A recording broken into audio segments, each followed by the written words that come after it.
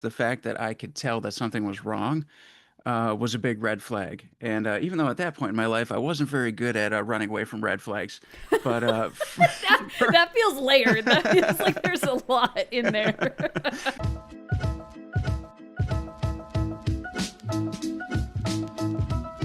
Hello, everyone. Welcome back to a Candid Conversation with. My name is Breezy, and today I am joined by somebody who hopefully at this point you've been introduced to in a different video, because I'm hoping the sequence of these lines up properly if I can get my ass in line with the editing. But I am super excited to welcome somebody here who hopefully you know already.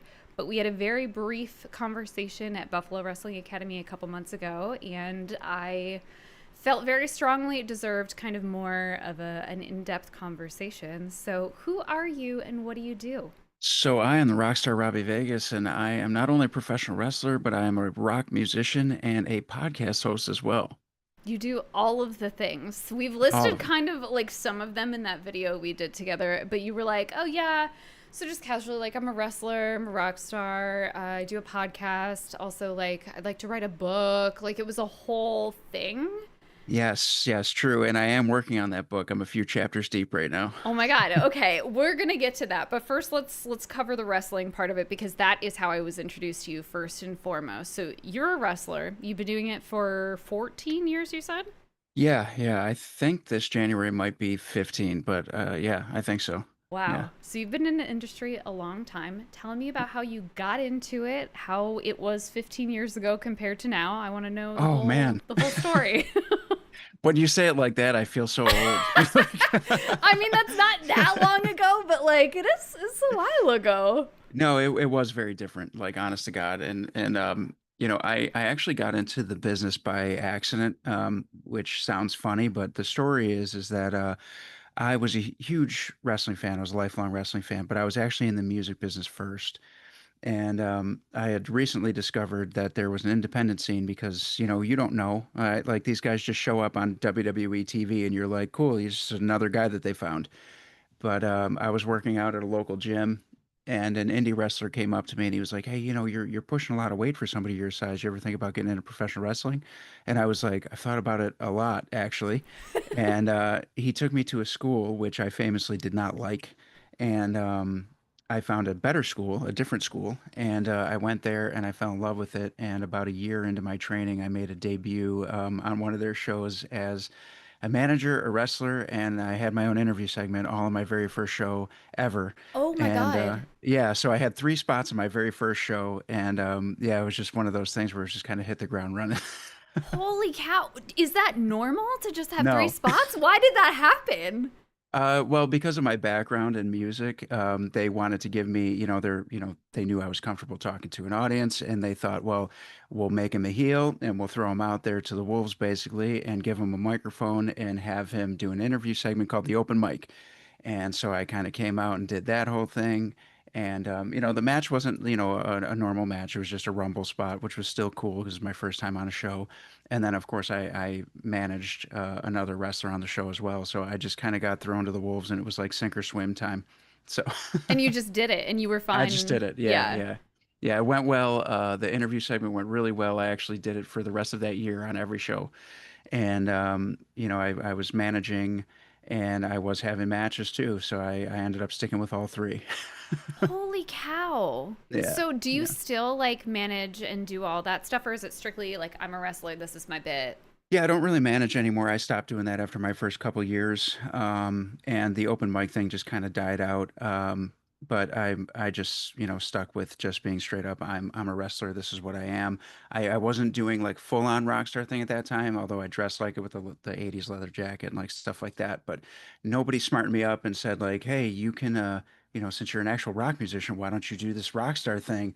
And I'm just thinking that I have to do something completely different. And then once I realized that, well, I'm just going to be me and just bring it into wrestling, everything clicked, started making sense. And then that's where I really started to build momentum. Yeah, what was the gimmick before that? Like it was sort It of was, that, but not enough. yeah, pretty much. I mean, I still had like, I wore the ripped up jeans and the 80s leather jacket with no shirt underneath and like stuff like that.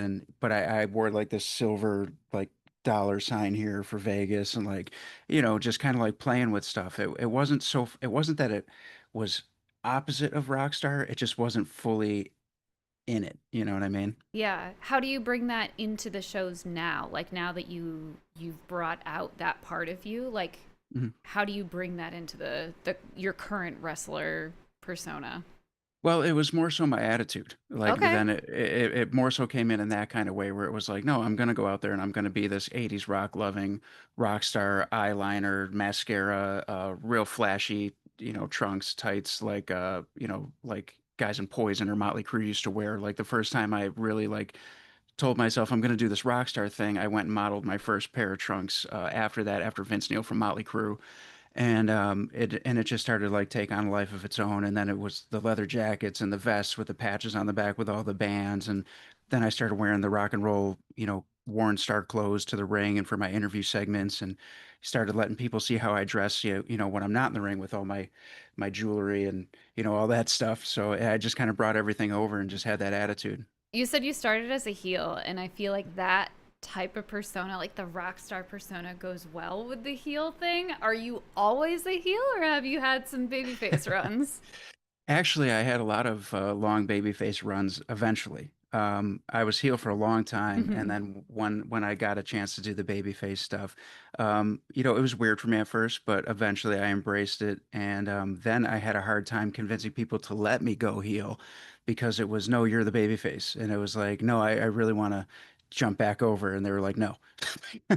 Oh no, who determines that? Is it the individual promoters? Because like you're doing shows with different promoters and different like companies and stuff. Like who, how do you determine the storyline with different when you're always doing different stuff with different people? Yeah, it's the promoters, the bookers, just based on what they have going on, the amount of heels and faces on the roster. It could be anything. It could be something they see in you. It could be a plan that they have for you down the road. Maybe I'm only a baby face right now because they got a big heel turn coming down the road. Like there's a lot of factors that go into it depending on the person's vision that's booking it that way. Of course, once you've been in the business for a long time, like myself, you can make suggestions, but that's not never a guarantee. So yeah, it's just kind of one of those things where it just happens how it happens because, when I'm wrestling in Pennsylvania or New York or Michigan or Canada or wherever, I could be something different every night. It just depends on where I'm at, how that crowd responds to me, what I got going on. So, it's just really luck of the draw sometimes. Okay. I have to go back and ask because this has been burning in the back of my head since you mentioned it. What did you not like about that first wrestling school? So I didn't like the trainers and I didn't like the way that they trained. And as somebody who didn't have any experience, the fact that I could tell that something was wrong was a big red flag. And even though at that point in my life I wasn't very good at running away from red flags, but that that feels layered. That feels like there's a lot in there. but for whatever reason, I went twice. I didn't just do one and done, but it was two 4-hour classes.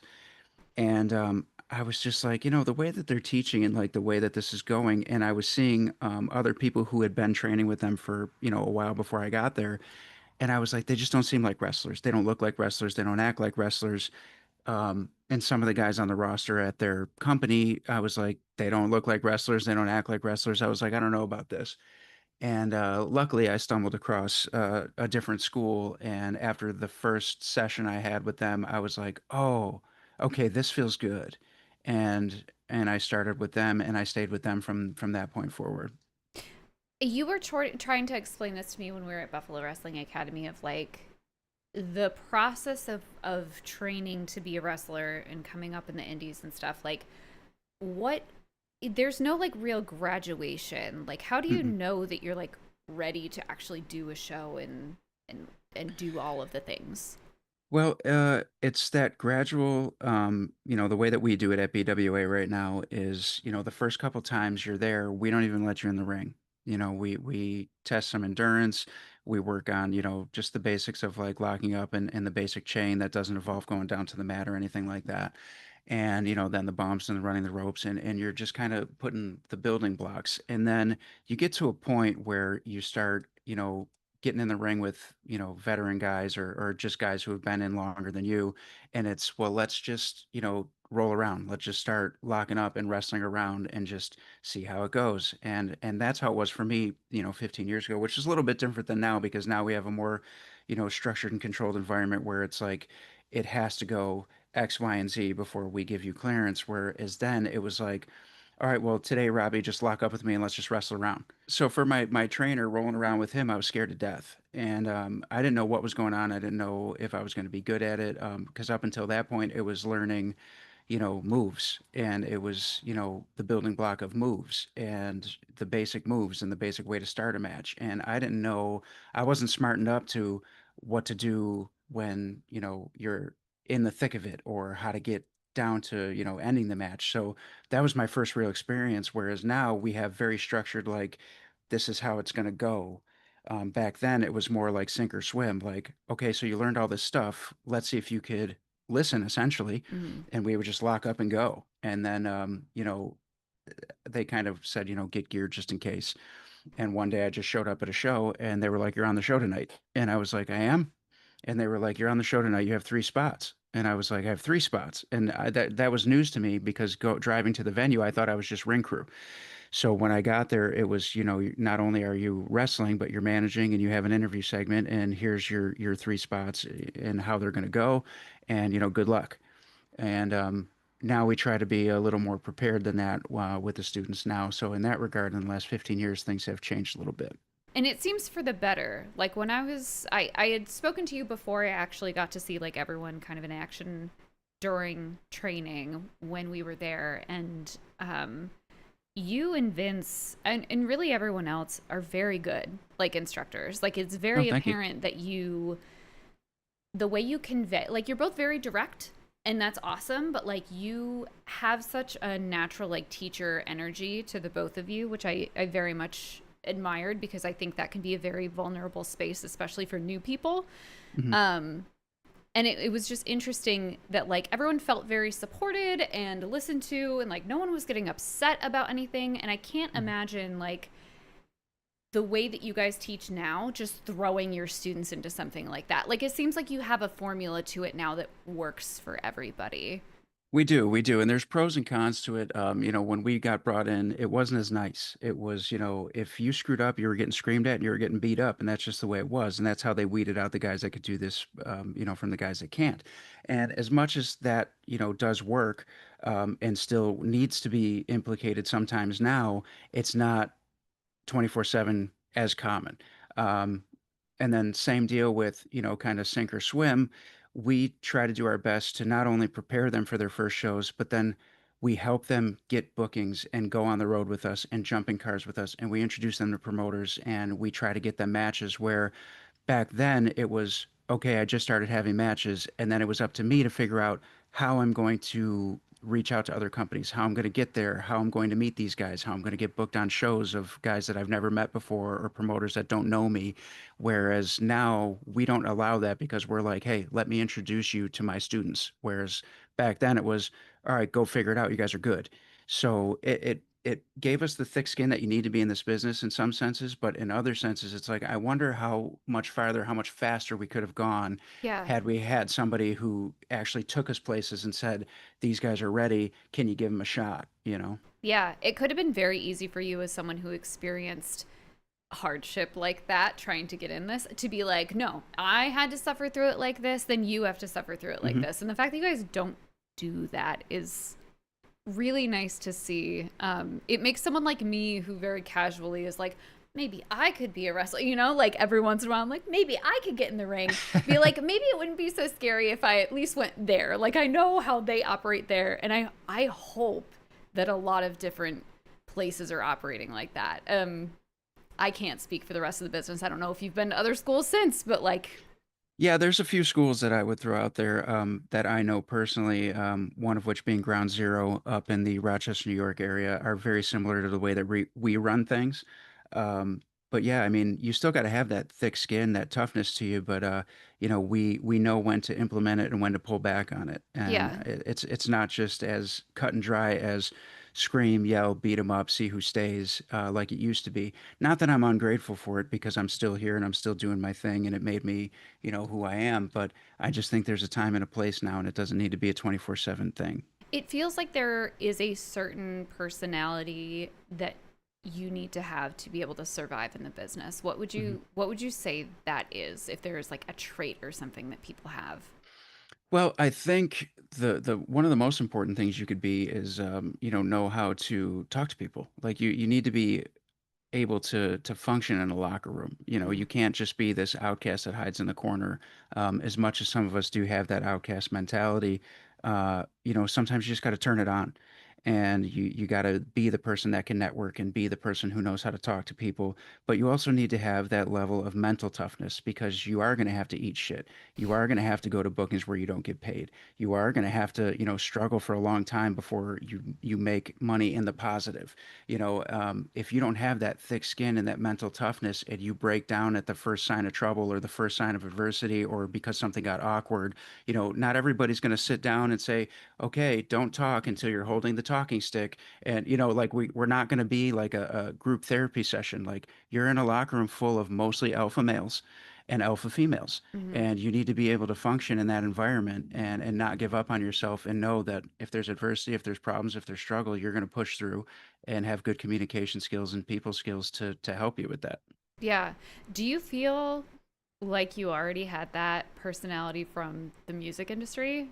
Yeah, absolutely. Because I broke into the music industry. I played my first show ever when I was 13, and I started getting regular bookings and getting paid to play music at 14. So I've been in the music business in some kind of way since I was 14 years old, and I've dealt with shitty promoters, and I've dealt with shitty band members, and I've dealt with other bands that were complete assholes, and we have to play on the same bill as them for 5 nights in a row. It just it was what it was, and if you're going to stick it out in any kind of entertainment, you kind of have to have that rough patch. But I'm not saying be a complete asshole. So, like, I don't want that to be, misinterpreted.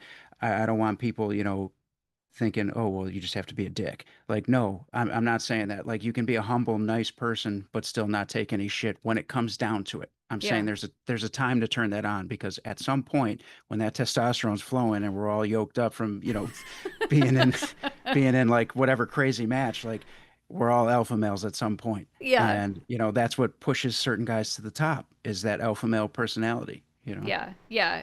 But without stepping on people, because you just never know Yes, who the next person you need to like know is, and that's exactly. in any entertainment. Yeah, that's totally the Exactly. same. You got to stay hungry and stay humble at the same time. Like Yeah, I want it, I want more, I want better than this, but I'm not going to treat somebody like crap on my way up either because at some point we're all going to come back down. yeah.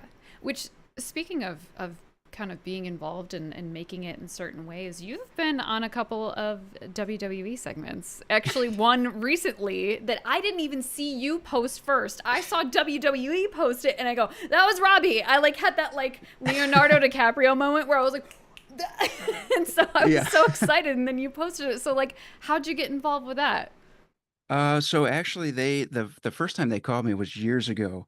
And again, things have changed a lot since then. So back then, it's kind of like a job application, but they have to actually like what they see. So you have to send them pictures of you, videos of you doing what you do, describe what you're like in your personal life. And for me, um, I took the route of not leaning so much into the wrestling, but leaning into the music. And that's how I think it worked out for me because when they said send us pictures, I sent some photography, stuff from my music. And they called or emailed and they asked me to come down. And that was at the time where they would do 2 days in a row. It was Raw and SmackDown Monday and Tuesday. So they had invited me to come down to Columbus, Ohio, and Detroit, Michigan. And I had a match for the agents before SmackDown. And they just been using me ever since. So I like to think that that match must have gone okay. Yeah, yeah. But I've been involved in some cool segments. I had a one on two with Sami Zayn and Kevin Owens' little comedy sketch backstage, and I've done a couple of things with the Bloodline and Karrion Cross, and a few things with Rey Mysterio and Dominic. And the one you're talking about was with Naomi, which was just so random and wasn't even planned, and it was her idea.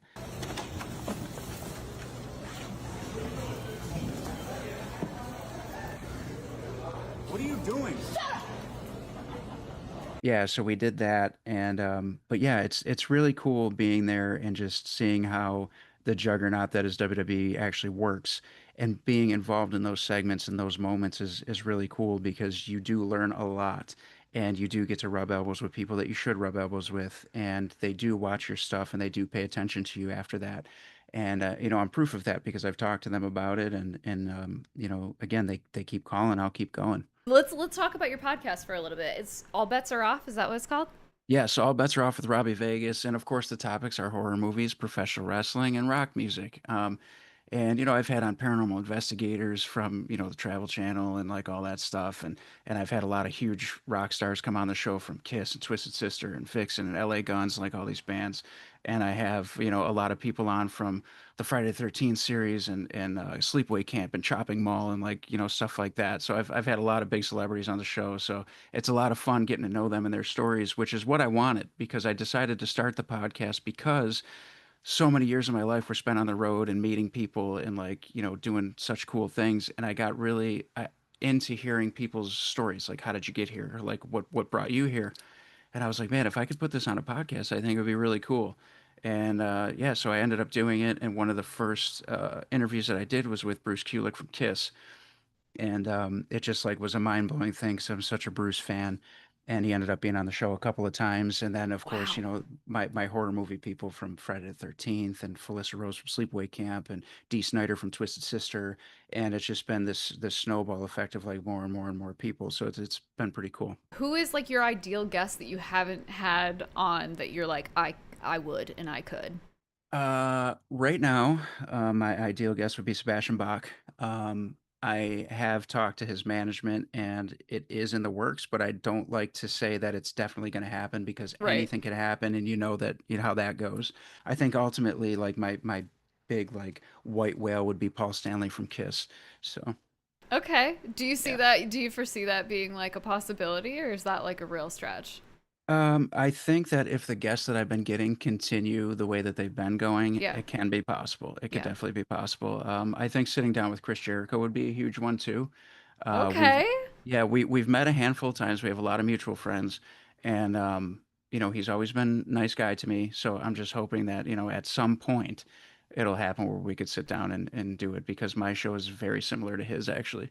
I didn't even know he had a show. I still have to like deep dive on a lot of different like wrestlers and stuff that I've missed. But Chris Jericho is the one that comes up a lot when people talk Mhm. about like, oh, he was great, whatever. I think he's still wrestling, isn't he? Oh yeah, Okay. absolutely, But with absolutely AEW. AEW, that's what I thought. Yeah, I have not even looked into AEW at all. I feel like when I got into wrestling, I was like, okay, well, let's start with the biggest one and then just like work our way down. And for some reason, I went straight from WWE just to the Indies, which is like fine. Yeah, I've not hit the middle branches on the way down, so that is yeah. still something I need to do.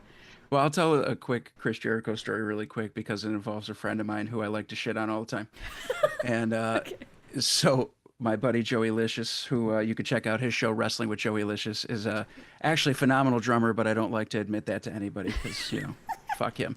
But he drums for Jericho once in a while, and he's done the Jericho cruises and all that stuff. So I was backstage at AEW doing the same thing I do for WWE, and Jericho walked by and we were talking, and I said, "Hey, by the way, Joey Casada says hello," and Jericho just stopped, and then he starts laughing and he goes, "Of course." And he says, "How do you know Joey?" And I said, "Oh, me and Joey have been friends for years, and he's a phenomenal drummer." And I was like, "I know PJ too, is Jericho's bass player," and he just starts laughing and he's like, "All right, we got to talk." Oh, And that's that amazing. and that's how we started that conversation. But just the look on his face when I dropped Joey's name, because we like to, Joey likes to use everybody for his punching bag, and we all in turn like to use him for ours. So Sure. Yeah, yeah, yeah. It's good to have mutual friends that you can shit on. I feel like that's the great connector with people where it's like, yeah. oh, you like shitting on that person too? Me too. Yeah, basically, yeah, yeah. Say, I hate to do this because I feel like I'm like name dropping now, but the first time I met Eric Martin from Mr. Big, the first thing I said is Joey was his drummer, and I said, "Is Joey here yet?" And Eric goes, "No, not yet." And I said, "Well, I can't wait for him to get here because I want to fucking make fun of him." And Eric just bursts out laughing and goes, "Same."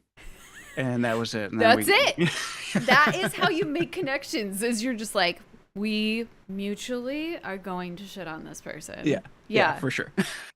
I love that so much. Hey, kids. So, you may have noticed that there was a little bit of foreshadowing in there. And while we were recording this, we had one of the craziest thunderstorms I think I've ever had up here. I live in the woods and the power goes out very frequently. And so we lost power twice during that particular interview. And on this first or second time, whichever it was, I lost about 5 to 7 minutes worth of footage. It just corrupted. I cannot get it back. I have tried. And so just wanted to say apologies to you, to Robby, to everybody for losing a little bit of footage here. I hope you're enjoying the interview. And if you would just go follow Robby, you absolutely should. He's going to give his socials at the end, but just a reminder, link in the description down below. You can follow Robby, follow Buffalo Wrestling Academy, follow all of them because they're just like wonderful people and I can't say enough good things. So, okay, here's the continuation of the interview. It might not make as much sense when I cut back to this, but that is what happened. Okay, thank you. Bye. Gonna reiterate the question where I was Mhm. like, "Oh, it just sounds like you have always kind of known who you are and you followed that path. So if you want to tell me about that." So yes, I absolutely did always know from a super young age. Like I was really obsessed with music, and I still am. And I have a very deep passion for music. And it started with Kiss and the Beatles, and then obviously Kiss kind of took over. Not that I don't love the Beatles, because I always will, but I've seen Kiss 10 times, and I actually got to play side stage for them. I guess it's considered quote unquote opening, but I don't consider it very much opening because I played on like a secondary side stage. But I got to play the same, day as Kiss right there on this side stage a couple of times. And it was a really cool experience just, watching them set up their stage show and all that stuff before doors opened. And I'm, sitting here getting ready to play. And it was just, and I still do those gigs. I have one coming up this week with Weird Al. And What? Oh, fuck. Is it yeah. happening again? Oh, we're fine. We're good. Oh, no. I just don't know what's going on anymore. Actually, this makes for a great interview. This I, is I like it. true. I'm glad you're having fun. This is kind of like a horror movie where sometimes the lights go down and then sometimes they come back up. Right. Wait, okay. So are you opening for Weird Al? Like, what's going So on? it's another one of those side stage things. So what it is I play at this place. Well, you probably know what it is, but some of your listeners may not. But Darien Lake, and they have the VIP area, and those who buy VIP tickets get to see me play, and it's like a bonus act. So I'm there to play with like I've done Weird Al is coming up, but I've done Kiss, Motley Crue, Alice Cooper, Judas Priest, Deep Purple, all these big bands, and Wow. it's a lot of fun. Last year I did Foreigner and Loverboy. But it's a lot of fun and it's great exposure and the music is always great. And I can't ask for anything better than to see these amazing legendary bands and also get to play. So it's just a really cool moment. But I always knew that music was going to be a big part of my life. And then few years later, when I was about 8 years old, and I watched Shawn Michaels at WrestleMania 12 win the heavyweight title for the first time. I was like, well, I want to be involved in wrestling too. And I just, one was always, neck and neck with the other, but music was just always there for as long as I can remember. Yeah. You're very like down to earth for somebody who does all of this stuff. Like like you have the Rockstar Robbie Vegas like persona, but you yourself are like a very down to earth humble person. And I'm curious as to like how you keep sight of like where you've been. Well, I struggle with that because I like to think that I'm humble, but sometimes I find myself telling stories and I like drop names and I'm like, maybe I shouldn't be.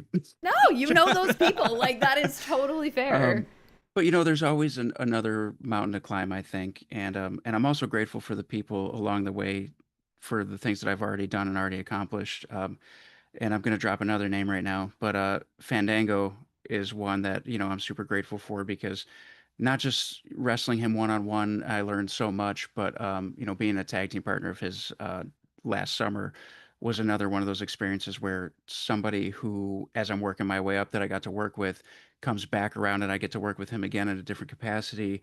It was a really humbling experience to be trusted in that position and to be, to work with somebody like that. And it's the same thing with music. Like when I get to open up for these bands or play side stage for these bands, or when I get to work with these names or wrestle these names, there's always that part in the back of my head that one, grateful to God for everything, Mhm. and always saying thank you. And it's just a blessing, and these are miracles to me, and it's nothing that I could do on my own. So I think that's like the key to being humble is, thank you, God, for bringing me this next opportunity. And thank you to these bands and these wrestlers who, trust me and allow me to be around them and to do the things that I'm doing and to learn from them. Or, in some cases, have a great match with them or a great gig with them.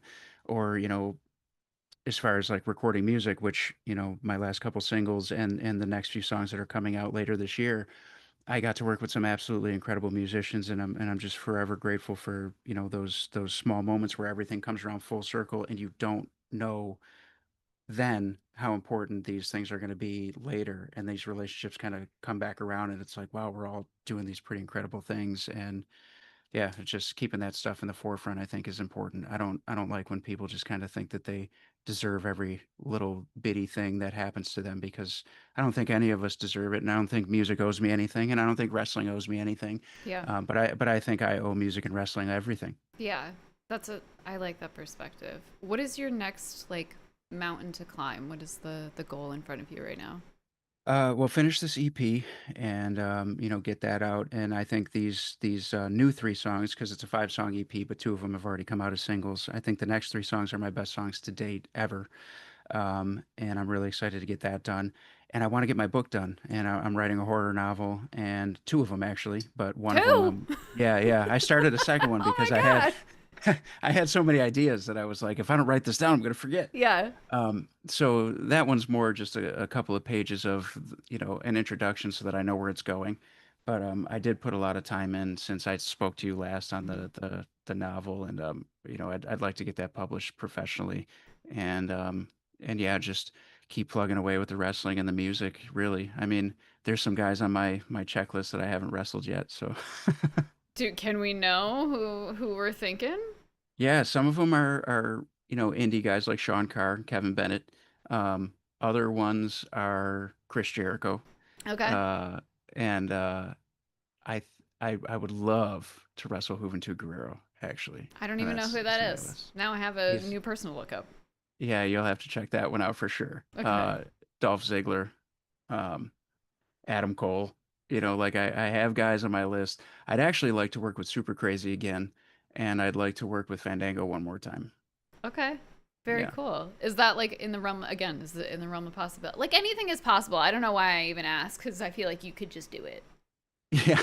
Yeah, I mean, it's in the realm of possibility for sure. Some of it's already been discussed, but I won't say what Yeah. or which ones.